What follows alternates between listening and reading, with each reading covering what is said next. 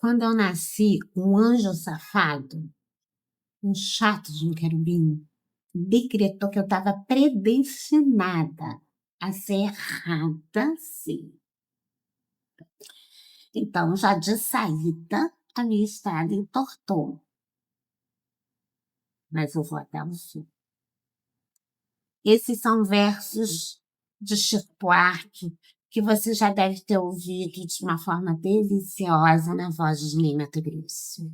E eu sou Marie Coutinho, que durante muito tempo da minha vida cantarolei essa música nas vezes em que eu senti a dor do fracasso de uma relação, de um projeto, de um sonho, de um projeto de carreira. E eu pensava assim, gente, não adianta eu me qualificar, não adianta eu me esforçar, não adianta me matar de trabalhar, porque para mim não dá certo. E eu cantarolava a música acreditando que não dava certo porque o destino ou o chato de um querubim tinha decretado que devia dar tudo errado para mim. Dentro dessas angústias, também decidi ir até o fim. E na minha decisão, eu comecei a pensar: eu também sou filha de Deus, não é possível que justo para mim vá dar tudo errado. E comecei a investigar onde poderia estar o erro. E entendi que poderia ser na forma com que eu estava vendo a minha própria vida. Tem alguma coisa acontecendo na minha forma de viver a minha vida, de encarar a minha vida, que não está batendo comigo mesma. E aí eu fui de jejum a ebóis, de dietas a processos e formação em processos terapêuticos.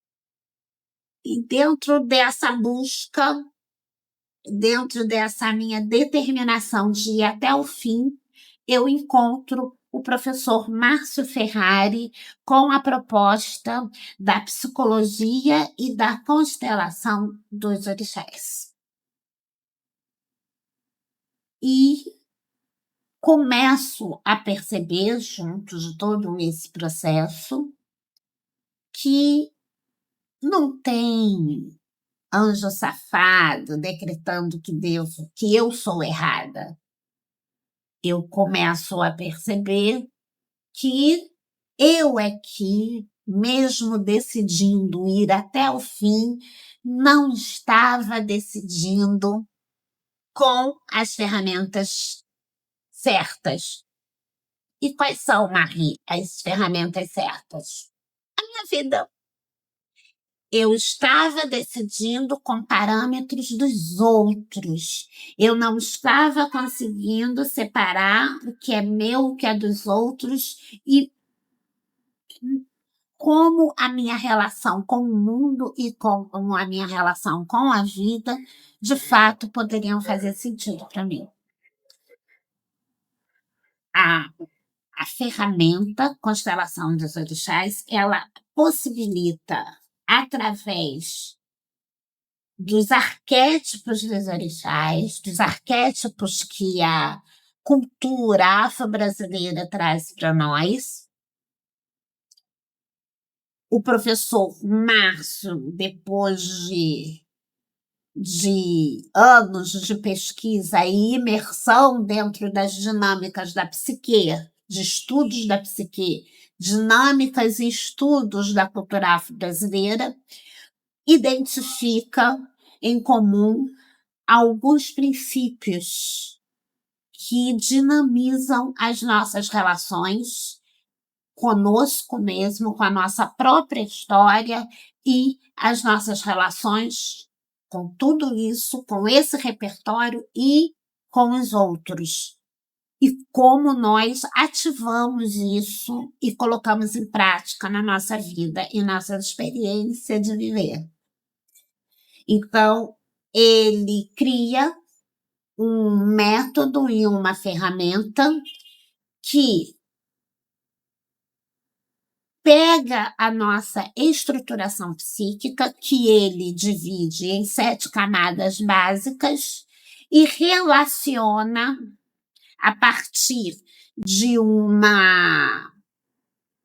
desafio, uma coisa que eu queira esclarecer sobre a minha vida, assim como eu quis a minha, esses princípios com e representados nos arquétipos dos orixás, com as minhas camadas psíquicas e a compreensão que eu sou capaz de fazer delas naquele momento em que eu estou diante dos desafios de viver.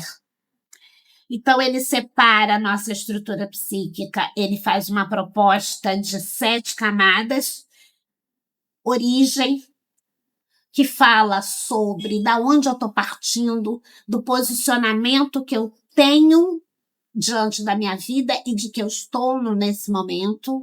Ele fala na segunda camada do mundo, que é sobre a relação que eu tenho com os outros e com a minha própria história.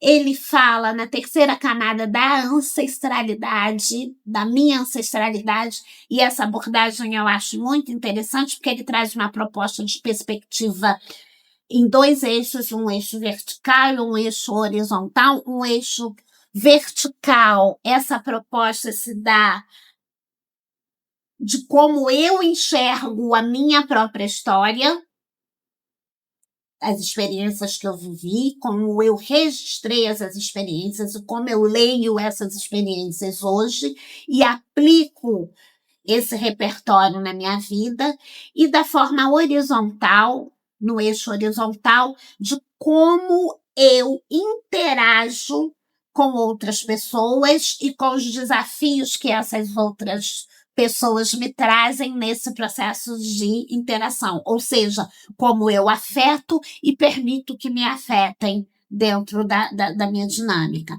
Na quarta camada, na quarta e na quinta, ele chama de camada do pai e da mãe, e desenvolve para uma proposta de entendimento de que essa camada do pai, na realidade, é o eixo masculino, um eixo de estrutura. Como é que eu estou estruturando a minha vida para esses processos de interação? Na camada da mãe, é no eixo feminino, é como eu estou nutrindo, né? Corporificando, dinamizando essas relações. E na camada da espiritualidade é de como eu me constituo como repertório para um legado dessas interações comigo, com os outros e com a minha própria vida e o ato de viver em comunidade, em conjunto, como ser social, como diz Guimarães Rosa, viver é plural. E nós vamos começar a nossa conversa a partir do conceito de empoderamento que a gente vivencia dentro desse trabalho que eu entendo como um trabalho filosófico. Ele chama de ferramentas, mas eu prefiro dizer que é um trabalho filosófico, um trabalho de vida, de como você pode usar como referência para viver. Né? E o empoderamento, os processos de empoderamento, eles se dão em você despertar o poder que existe em você. E esse poder é ser você. É ser você dentro da sua vida, com a sua história, seu repertório, assumindo ele integralmente, sem juízo de valor sobre você e sobre as vivências e trocas que você tem com o seu meio e as pessoas que cercam. isso constitui a sua história de poder, o seu repertório psíquico e a sua vida. A partir desse o empoderamento é se apropriar disso e tocar a vida em presente. Então, o meu convite para você hoje é de conversar comigo sobre esses princípios, te chamo para uma conversa sobre esses princípios e nós vamos começar no próximo vídeo com um cafezinho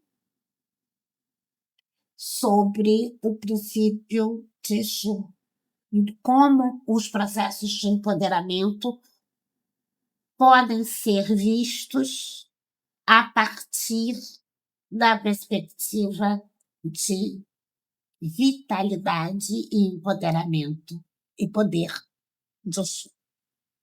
Até a próxima. Axé.